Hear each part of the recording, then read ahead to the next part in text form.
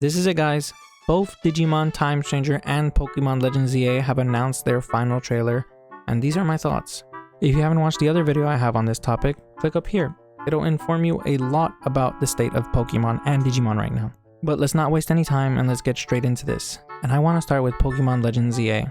Right off the bat, you see the main protagonist enter Lumio City. And honestly, as I was watching this, I thought these graphics look pretty nice.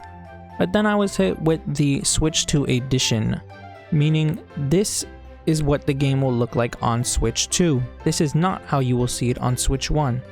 Honestly, I feel like the game will look more like when Scarlet and Violet released, a buggy mess. But there are some good things I'd like to mention. One of those things being customization. Pokemon has finally brought back this customization that they added in Pokemon X and Y, and it honestly should never have been removed. They also have updated the animation of attacks. Even something as simple as these bubbles look very nice, and I like the direction that they're going in. I also have to admit that the UI for this game looks very nice in my opinion.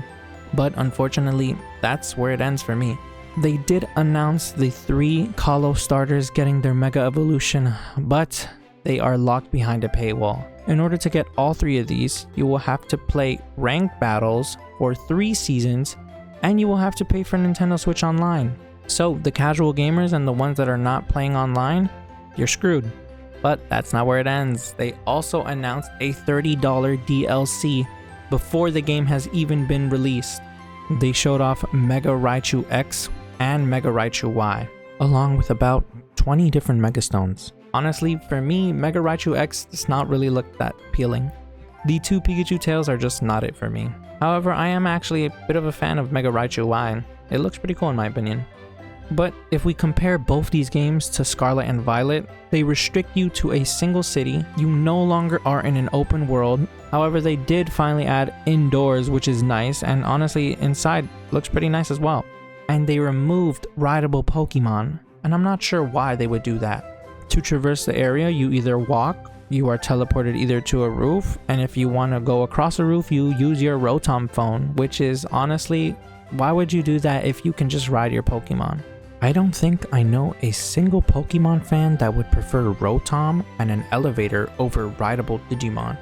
Imagine if you had the choice to choose between using your Pokemon to traverse the world or using your phone or an elevator to do so.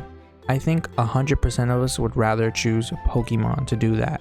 Honestly, all I can hope for Pokemon is that you listen to your fan base, continue to improve the graphics, the optimization, and performance of your game, and I also feel like you can improve your new battle system. If you're gonna turn away from turn-based battles and go to something like real-time battles, I feel like take a page out of Power World's book. The real-time battles in Power World were great and were fun and interactive. Whereas here in this game, it looks a bit tedious and it looks hard to control your Pokemon. All I can say is that you can do better and you should do better. You are a $100 billion IP company. And yes, I hold Pokemon to a high standard, as should you.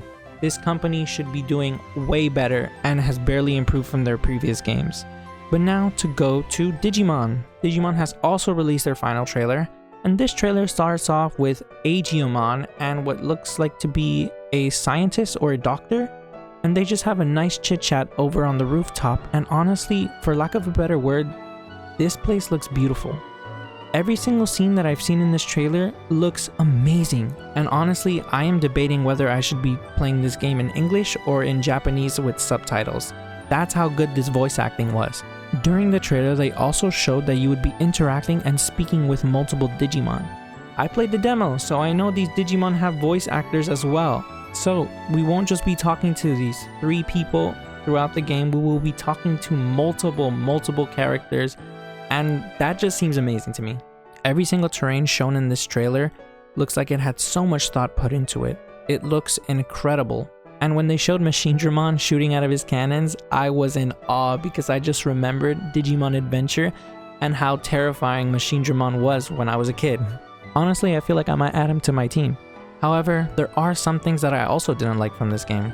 One of them being is that they also have a DLC before the game has even come out. Although I can understand it more because this game has been in development for 7 to 8 years, I do wish that they did just include this into the base game because $70 is still a lot. Another thing that I'm not too sure about is I think that Agumon is a permanent member on your team.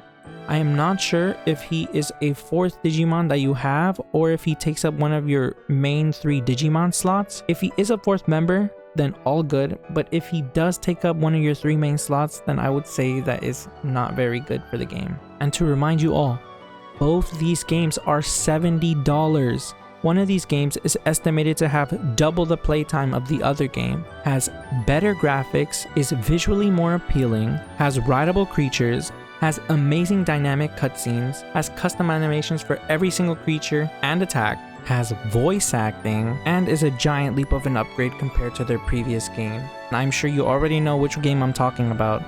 I'm talking about Digimon. So yes, even though both these trailers showed some nice things, I feel like Digimon is far superior right now. In my mind, there's still no reason I would choose Pokemon over Digimon this year. I'm gonna go Digimon all the way. Pokemon just lacks in all aspects. It lacks in quality, in performance and optimization. It lacks in care and effort. And most importantly, it lacks in understanding your fans. I really believe that this company needs to be reevaluated. If it continues down this path, I honestly can't say I'm sure about the future of Pokemon, at least when it comes to their games. And when I mention the Pokemon company, I also want to mention I am talking about Nintendo as well, who owns 33% of that company. I don't want this video to get too long, but just some of the practices that Nintendo has been doing include filing a lawsuit against Palworld when they should never have done so. Instead, they should have used those resources to make their games better. Learn from what Palworld did. Obviously, they did something right. Obviously, they appealed to a certain part of your fan base that you have not appealed to in decades. But you know what Nintendo did? Instead, they choose to file a new patent, a patent that is so anti-consumer that prevents us from summoning characters and using them for battles? What is this? You did not invent that. You should not have a patent over that. I'm not sure who will be the one to take down this company. I'm honestly not even sure they can be taken down. But when it comes to me and my vote, I will not be choosing them.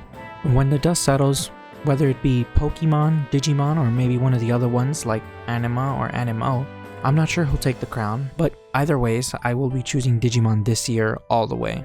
And all I want to mention about Pokemon is you should be leading the charge. You should not be scared and worried that other companies will come and take your fans. If you are at the top of your game and the leading runner at a race, you have no reason to be worrying about the people behind you or underneath you.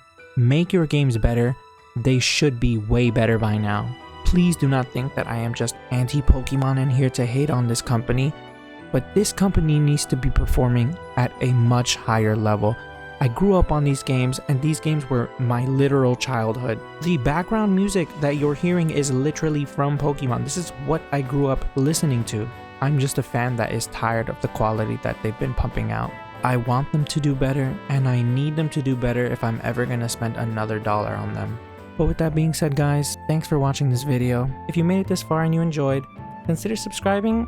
I am a small creator and this would help a lot. And with that being said, I hope you have an amazing day or night wherever you are. God bless you. Jesus loves you. Bye.